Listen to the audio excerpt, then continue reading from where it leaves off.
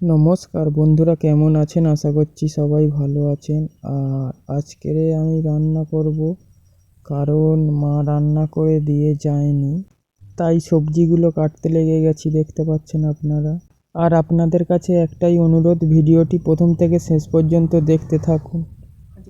সব কিছু আনাজ কেটে আর বাবা আমার কাছে গুছিয়ে দিয়েছে, দেখতে পাচ্ছেন। তারপরে উনুনে চলে এসেছি, আর এই আমি রান্না করব আজকের। মা নেই তো ঘরে, মা তো কাজে গেছে।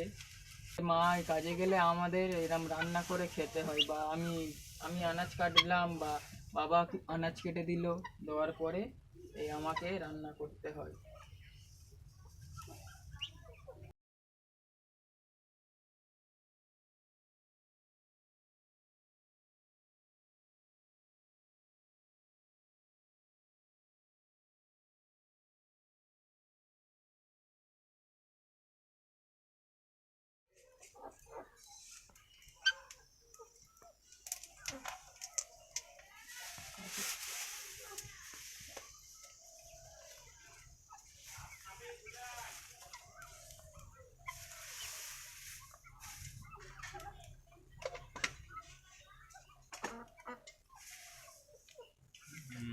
জলের লাগলে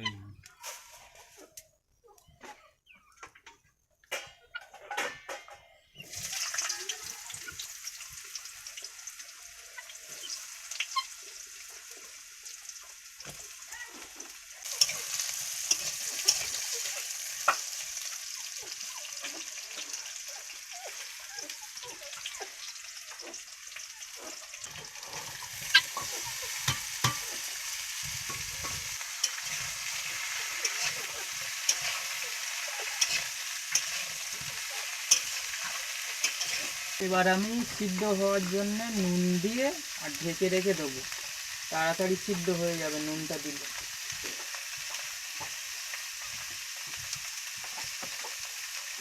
তাড়াতাড়ি সিদ্ধ হয়ে যাবে।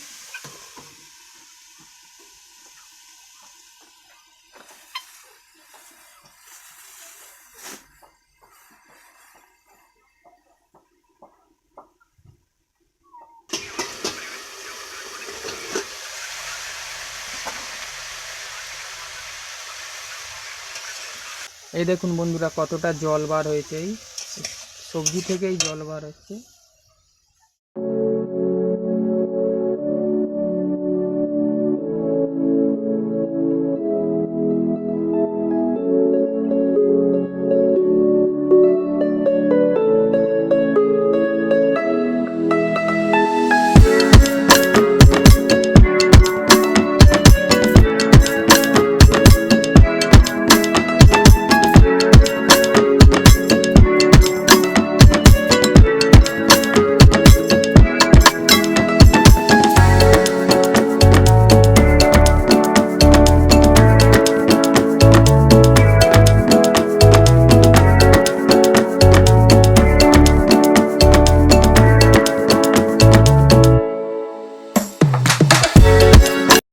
জিরে, কাঁচা লঙ্কা,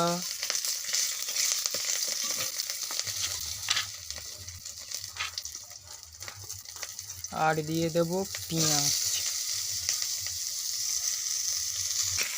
পেঁয়াজগুলো একটু ভাজা ভাজা হয়ে গেছে, এরপরে দিয়ে দেব আলু।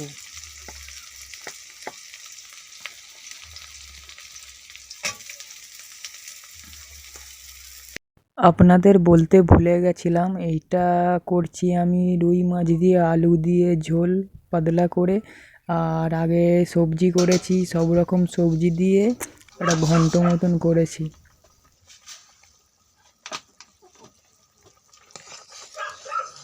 ঝোল ফুটে গেছে, আমি এবার ধনে পাতাটা দিয়ে দিচ্ছি, দেখতে পাচ্ছেন। আলু দিয়ে রুই মাছের ঝোল আমার কমপ্লিট হয়ে গেছে, তাই নামিয়ে নিচ্ছি, দেখতে পাচ্ছেন আপনারা। তারপরে চান করে আমি রেডি হয়ে গেছি, আর দেখতে পাচ্ছেন বাবা আমাকে ভাত দিয়ে যাচ্ছে। আর নিজে তরকারি করেছি, কিরম টেস্ট হবে খেয়ে বলছি আপনাদের। প্রথমে আমি এই পাঁচমিশালি সবজি, সিম আছে, গাজর আছে, ওলকপি আছে, আর বিম কড়াই আছে, ওই সবজির চচ্চড়ি করেছি। কেমন টেস্ট বলছি আপনাদের। মোটামুটি ঠিক আছে।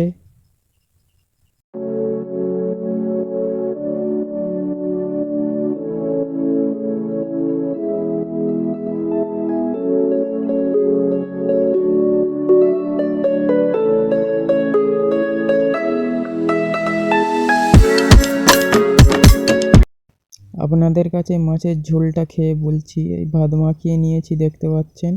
এবার মাছটা ছাড়িয়ে নিয়ে ভাতের সঙ্গে দিয়ে খাইয়ে দেখি কেমন টেস্ট। এই তরকারিটা খুব সুন্দর হয়েছে। আর আমি ভাবতে পারিনি যে এত সুন্দর আমি তরকারি করেছি বন্ধুরা। আর ভিডিওটি ভালো লাগলে লাইক, কমেন্ট অ্যান্ড সাবস্ক্রাইব করে দেবে।